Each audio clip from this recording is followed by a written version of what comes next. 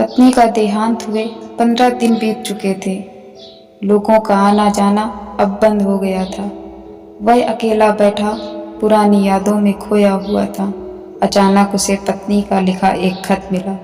खत में लिखा था, प्रिय जीवन साथी, अब मुझे यकीन हो गया है कि मेरा समय बहुत कम बचा है। डॉक्टरों ने भले ही कुछ नहीं कहा हो, लेकिन मेरा दिल सब समझ चुका है।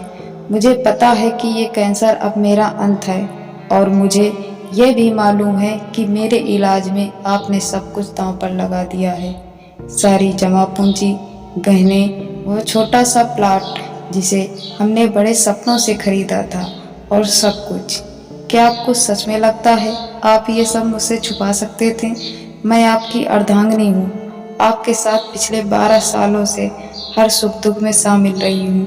आपके चेहरे की एक एक लकीर मुझे आपके हालात बयां कर देती है। लेकिन सबसे ज़्यादा दर्द इस बात का है कि मैं आपके आंसू तक नहीं पहुँच सकती।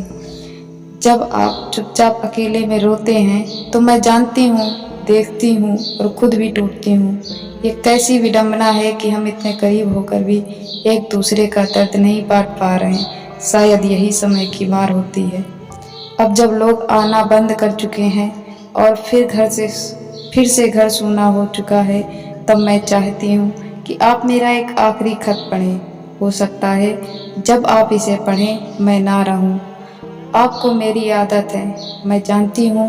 रोज शाम को घर लौटकर मुझे ढूंढते हो, पर अब मैं वहाँ नहीं मिलूंगी।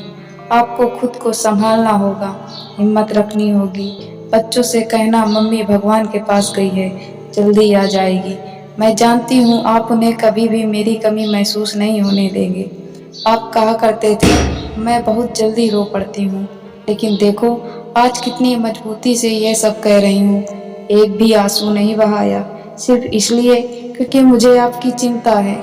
हमारा साथ भले ही लंबा नहीं रहा, लेकिन बहुत खूबसूरत रहा। आपने मुझे जिस तरह चाहा, संभाला, वो हर पल मेरी रूह में बस गया। आपके प्यार के लिए, आपके साथ के लिए, हर छोटी बात के लिए शुक्रिया।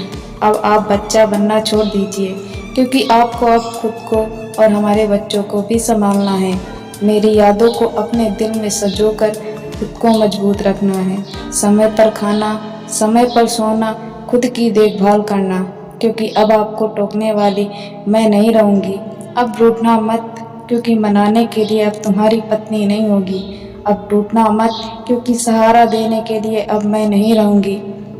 अजीब है ना जिंदगी, उन्हें बहुत लंबी लगती है जो जीना नहीं चाहते, और जो जीना चाहते हैं उनके लिए सांसें ही कम पड़ जाती है। आपकी अर्धांगिनी ममता। Thank you.